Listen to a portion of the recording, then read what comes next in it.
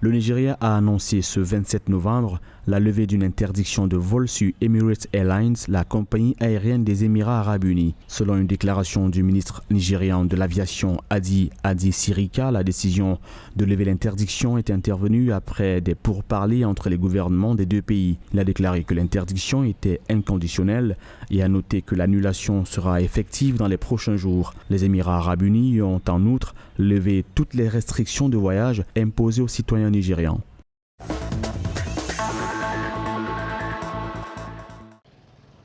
Des équipes mobiles constituées de professionnels de santé se déploient dans les grandes villes du Bénin pour vacciner les populations contre le nouveau coronavirus en vue d'atteindre les Béninois encore réticents.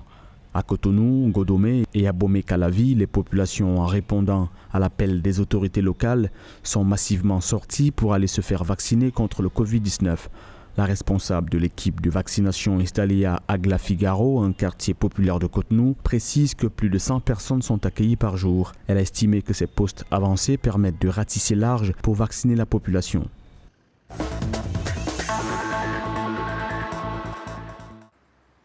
Le sommet euroméditerranéen, qui devrait réunir le Comité économique et social européen et le Conseil économique, social et environnemental du Maroc les 1er et 2 décembre prochains à Marrakech, a été reporté à une date ultérieure en raison de l'évolution de la situation épidémique.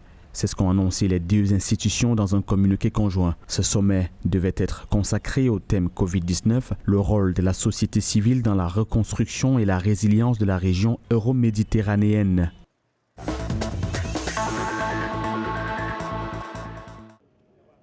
Les restrictions de voyage imposées à des pays de l'Afrique australe en lien avec le Covid-19 affecteront les compagnies aériennes et les économies, y compris celles des pays qui les ont imposées. Déclaration faite le 28 novembre par le Forum parlementaire de la Communauté de développement d'Afrique australe.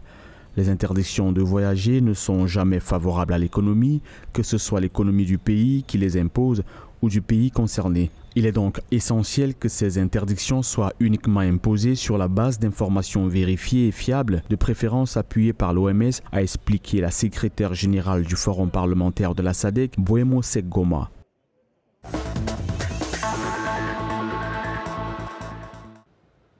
Les autorités du Malawi ont renforcé leurs mécanismes de surveillance et de réponse au Covid-19 suite à l'émergence de la nouvelle variante Omicron qui est soupçonnée d'être plus infectieuse que les variantes précédentes du virus. La variante Omicron a été signalée pour la première fois à l'Organisation mondiale de la santé par l'Afrique du Sud le 24 novembre et a été identifiée dans certains pays d'Afrique australe comme l'Afrique du Sud et le Botswana. La variante serait responsable du nombre accru d'infections à coronavirus dans certains pays et a également été détectée dans des pays en dehors du continent comme la Belgique, Hong Kong, l'Italie, l'Allemagne et le Royaume-Uni.